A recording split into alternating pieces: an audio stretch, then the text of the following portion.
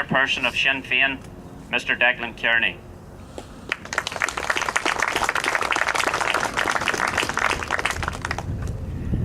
Watching Waya Handanya, current Glunjar Macree, they in Shaw the New in San Francisco. Ach fear fado here in the Heron, but Tashientak they in Shaw Scurby. Agus Banach Dina Casca or of a lick. Happy Easter, everybody, and it's a pleasure to be here with you in San Francisco this morning. I am standing on the threshold of another trembling word. That's what Bobby Sands wrote in his diary on the first day of his hunger strike in 1981. And those were powerful and evocative words spoken by Sands. And they mirror the momentous nature of the events and the sacrifice which flowed from the 1981 hunger strikes. But Bobby's words also give us the means in 2009 to imagine the burden of history and responsibility which must have weighed on the shoulders of the leaders of the 1916 Rising. Easter 1916 was an historical and a political watershed in the quest for Irish national democracy. It gave a massive impetus to the national struggle in Ireland throughout the 20th century, and it inspired other repressed peoples and struggles for progress throughout the world.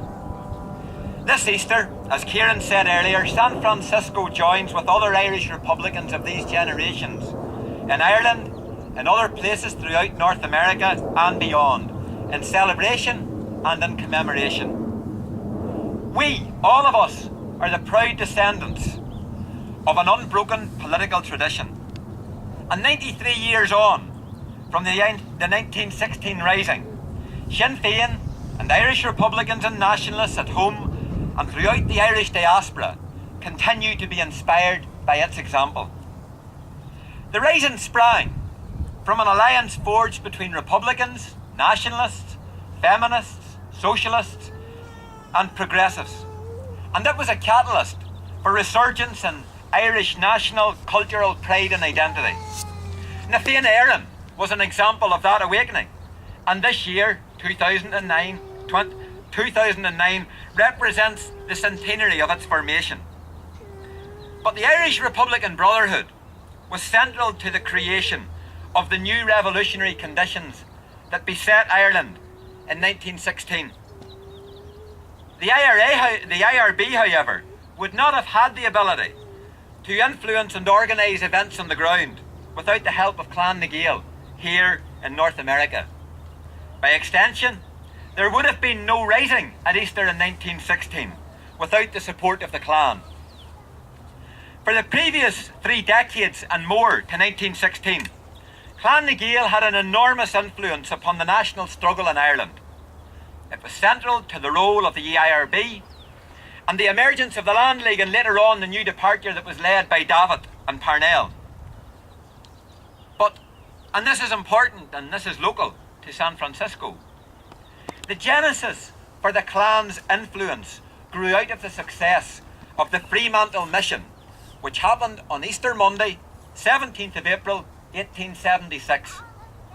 That daring escape plan to rescue 6 Fenian prisoners held at Fremantle on the Australian coast with the Catalpa whaling boat surely remains awe-inspiring right to this very day. And the audacity of that escape, commissioned by the Clan leadership, but led directly by John Breslin and Thomas Desmond, a Cork expatriate and a son of San Francisco, whom we particularly commemorate here today in Colma, re-energised the morale of Irish America. That resulted in a massive expansion in the membership, the organisation and the influence of Clan na Gael across North America. And shortly afterwards, Clan and the IRB merged. And all of that became translated into long-term material and moral support for the IRB and the freedom movement at home in Ireland. Easter 1916 was also a spark for dramatic political and social change in Ireland.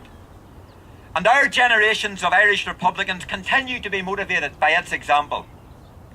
And it's Sinn Fein, friends, that embodies that unbroken commitment to achieve the vision of Irish unity and independence which the Easter Rising and the Proclamation set out. And we are determined to see an end to British rule in Ireland and to secure Irish national democracy, freedom and justice for all of our people. These generations of Irish Republicans are long-termers, and we're not going to stop until we succeed.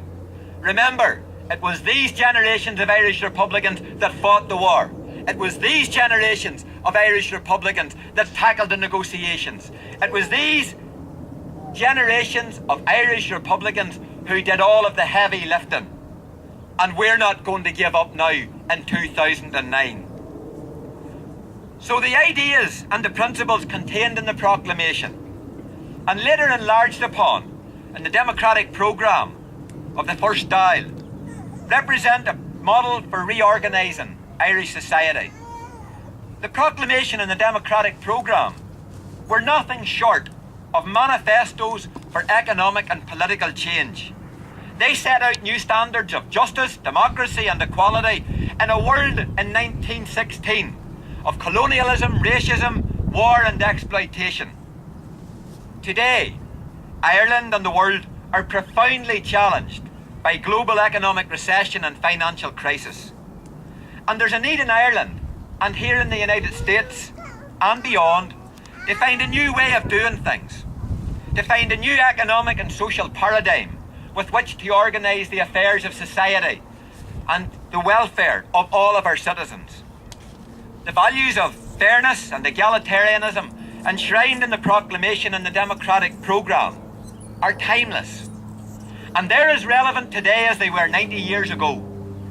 They're signposts for a better Ireland, friends, and a better world, in which not only our children, but all of our peoples are cherished equally.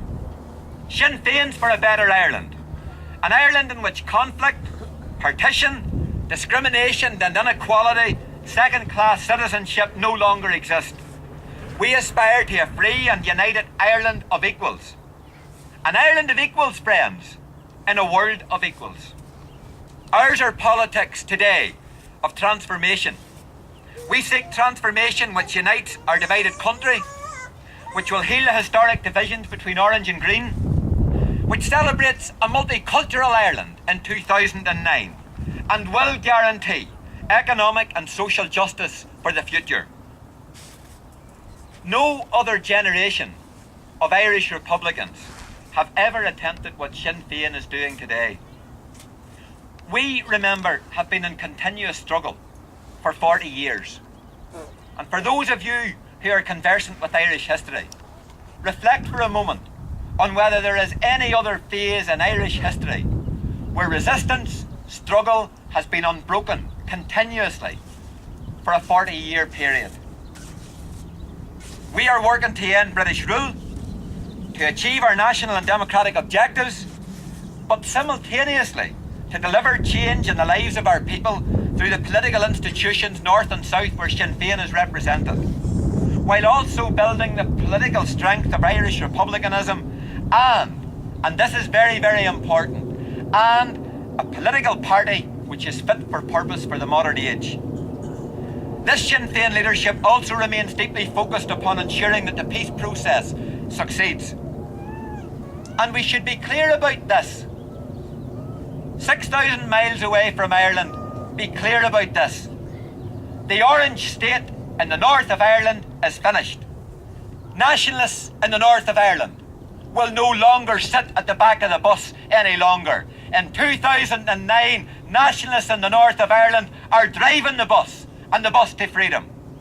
And unionist politicians, if they want to exercise political power in that part of Ireland, can only do it if it's done in equal partnership with ourselves and Sinn Fein. Now, none of that is easy. And for those of you who know the nature of the DUP and unionism, you'll appreciate